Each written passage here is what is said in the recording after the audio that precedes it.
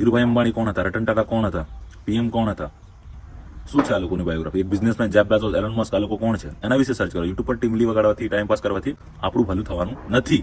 તો આજકાલની યુવા જનરેશનને ખાસ કહેવા માંગુ છું કે એક મારા મેસેજથી, મારા માધ્યમથી તમે દારૂ, સિગરેટ, મોહ માયા, પાન પડેકી, લવ કરિયરમાં, આ બધા ફેલિયરમાં જે બી કામ કરો છો એ સાઈડ પર મૂકો અને પોતાનું એક ધ્યેય રાખો કે હું ભલે ભણ્યો નથી પણ હું મારા ફળિયામાં, મારા ઘરોમાં મારું નામ બનાવીશ, હું મહેનત કરીને આગળ વધીશ, હું કમાઈશ તો મારા ફળિયાને કે મારા લોકોને હું લાખ કમાઈશ તો 10,000 ની સેવા કરીશ, 10,000 કમાઈશ તો 500 રૂપિયાની સેવા કરીશ. એવો ધ્યેય રાખો. બધા છોકરાઓને કહું છું. इंस्टाग्राम पे 100K यानी कि 1 लाख फॉलोअर्स हमारा कंप्लीट होने वाला है. 3,000 फॉलोअर्स बाकी है. तो 100K होते ही आपको एक बड़ा अनाउंसमेंट होने वाला है जिसके जरिए अपने समाज के और अपने लोगों के लिए बहुत ही अच्छा है. तो वो क्या सस्पेंस है उसके लिए 100 और खुले आम बोलो कि आने वाले 5 साल में आप क्या करोगे और गए 5 साल इसमें क्या करा वो दिखाओ. ठीक है. तो ऐसे युवान हो गए या ऐसे वडील लोग हो गए उसके सपोर्ट करो और ऐसे लोगों के साथ रहो. જોહાર સાથીઓ, નમસ્કાર. કેમ છો તમે બધા? એકદમ મસ્ત અને મજામાં, પ્રકૃતિના ખોળે વસેલા મારા ભાઈઓ અને બહેનો. તો ફિલહાલ અત્યારે ઘણા દિવસો પછી એક નવો વાત, નવો વ્લોગ તેમજ એક ઠંડીની સવાર સાથે જોહાર શુભકામના સબને પાઠવું છું નવા દિવસની. અને ફિલહાલ આપણા માટે અને આજકાલની યુવા પેઢીઓ માટે હંમેશા એક નવો દિવસ જ ઉગતો હોય છે. એમાં તમે ચાહો તો ઘણું બધું કરી શકો છો અને ચાહો તો તમે કંઈ પણ નહીં કરી શકતા. તો આપણા સમાજની અંદર જોવા જઈએ તો યુવાનોને અમે પ્રોત્સાહન મતલબ આપીને એક સારો રસ્તો, અને તમે જે મારી યુટ્યુબ ફેમિલી છે તમને ખબર જ છે કે મેં જ્યારે યુટ્યુબ 2018-19માં સ્ટાર્ટ કરી ત્યારથી આજ લઈને 5-6 વર્ષની જનરીમાં કેટલું બધું અચીવમેન્ટ દેખાઈ રહ્યું છે. તો મતલબ એક લેવલ પર પહોંચવા માટે રોજગાર હોય કે એજ્યુકેશન હોય કે કોઈ ટેલેન્ટ હોય કે કોઈ આર્ટ હોય, એમાં 5 થી 6 વર્ષ લગાવવું પડે છે અને 24માંથી 18 થી 20 કલાક મહેનત કરવું પડે છે. ત્યારે જઈને આપણે એક આવા લેવલ પર પહોંચી શકતા હોય છે.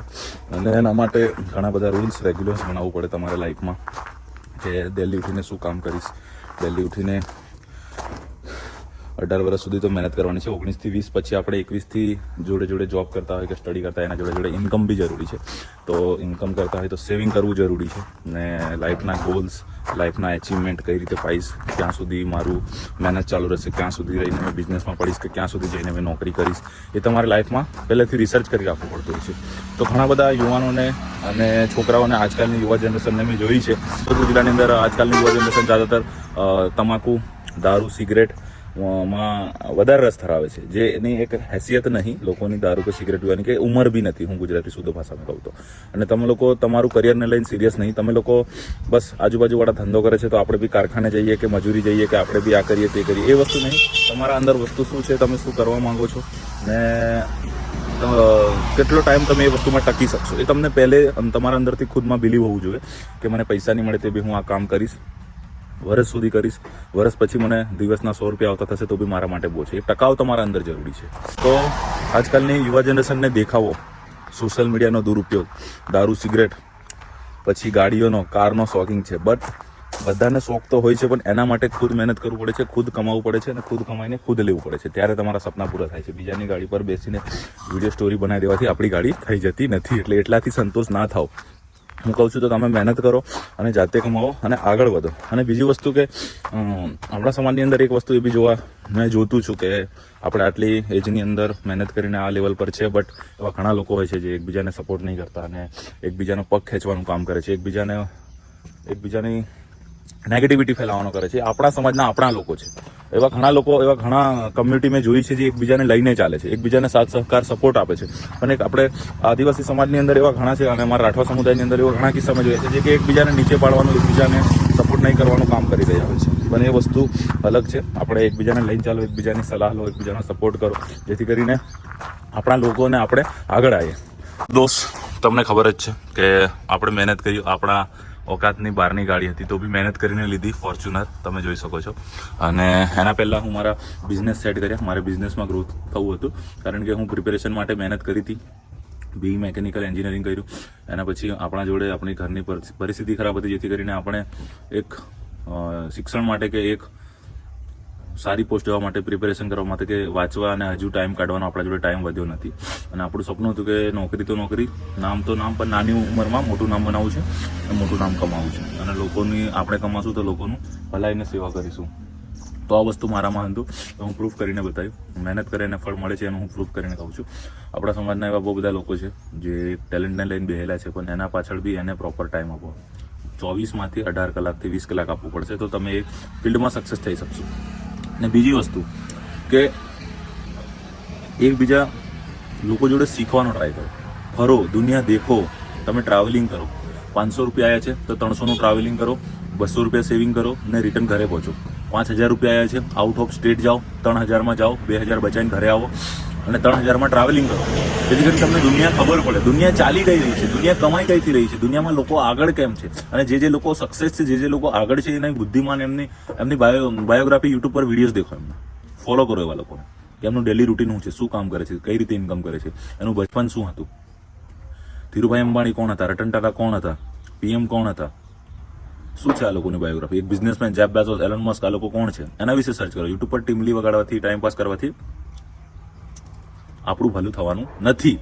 તો આજકાલની યુવા જનરેશનને ખાસ કહેવા માંગુ છું કે એક મારા મેસેજથી, મારા માધ્યમથી તમે દારૂ, સિગરેટ, મોહ માયા, પાન પડેકી, લવ કરિયરમાં, આ બધા ફેલિયરમાં જે બી કામ કરો છો એ સાઈડ પર મૂકો અને પોતાનું એક ધ્યેય રાખો કે હું ભલે ભણ્યો નથી પણ હું મારા ફળિયામાં, મારા ઘરોમાં મારું નામ બનાવીશ, હું મહેનત કરીને આગળ વધીશ, હું કમાઈશ તો મારા ફળિયાને કે મારા લોકોને હું લાખ કમાઈશ તો 10,000ની સેવા કરીશ, 10,000 કમાઈશ તો 500 રૂપિયાની સેવા કરીશ, એવો ધ્યેય રાખો. બધા છોકરાઓને કહું છું.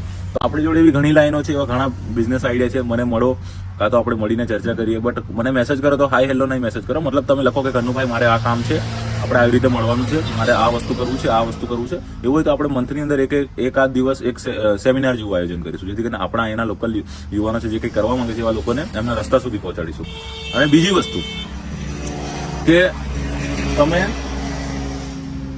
મમ્મી પપ્પા કે ભાઈ બહેન હોય કે જે બી હોય, જે તમને પૈસા આપતા હોય છે, તો અમુક છોકરાઓને એવું બી કહે છે કે ની જેવી જીદ કરી લે કે હું એકલો છું તો હું સુસાઇડ કરી લઈશ, દવા પી લઈશ, મરી જઈશ, મને આ લઈ આપો, મને તે લઈ આપો.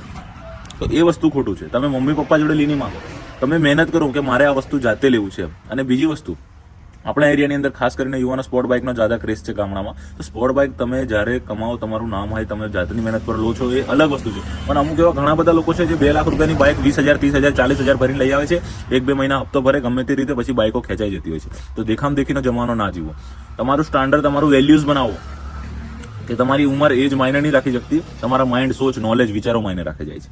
તો ભણો, ઘણો આગળ વધો. નહીં ભણ્યા હોય તો એક વસ્તુ કાં તો એક માણસને ફોલો કરો, સારા માણસો જોડે બેઠો, સારા માણસનું ગ્રુપ સર્કલ બનાવો અને આગળ વધો. જેથી કરીને લેજેન્ડરમાં બેહીને ફરીએ તો આજે ફીલ થાય કે જાતના પૈસા જાતની ગાડી લીધી છે. આપણે મહેનત એ ટાઈપ્સની કરી છે કે લેજેન્ડરમાં બેહવું જરૂરી છે. આપણે અર્ટિગા કે વેગનરમાં ના બેસી શકીએ. હજી વેટ કરીશું. जो भी करो बेस्ट करो.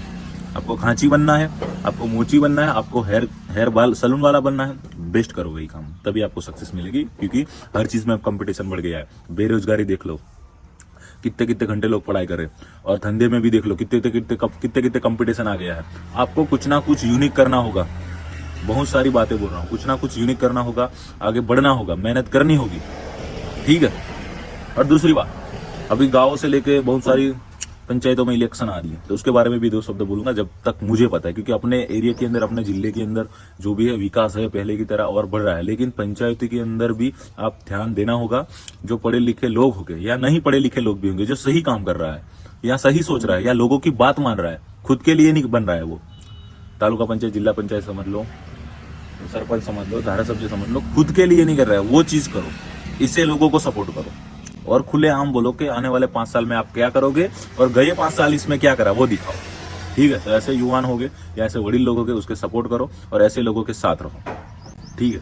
क्योंकि सभी तरह से हमें मजबूत बनना होगा, सभी तरह से हमें एक्टिव रहना होगा, चाहे धंधा हो, चाहे रोजगारी हो, चाहे पॉलिटिशियन हो या आपका कोई संगठन हो.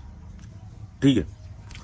और दूसरी बात एक ये भी है कि हम एक जोहार बक्स एक हमारी फूड ब्रांड है ही, जो 1 साल अभी होली में हो जाएगा. लेकिन उससे पहले हमने इंस्टाग्राम पे 100 के यानी कि 1 लाख फॉलोअर्स हमारा कंप्लीट होने वाला है. 3,000 फॉलोअर्स बाकी है. तो 100 के होते ही आपको एक बड़ा अनाउंसमेंट होने वाला है, जिसके जरिए अपने समाज के और अपने लोगों के लिए बहुत ही अच्छा है. तो वो क्या सस्पेंस है, उसके लिए 100 के जल्दी करवा दो. चलो, तो आज के लिए ये थोड़ी ज्यादा बातें थी, क्योंकि मैं ब्लॉग बहुत कम डालता हूँ, क्योंकि मेरे पास बहुत कम टाइम है. लेकिन थोड़े टाइम में मैं एक्टिव हो जाऊंगा, फिर अपना और अपने लोगों का सही सोचने वाला हूँ और अपना और अपने लोगों का सही काम करने वाला हूँ. इसके लिए मेरे को एक बार इंस्टाग्राम पे 1 लाख फॉलोअर्स करा दो, फिर सबके लिए मिलते हैं. जय आदिवासी.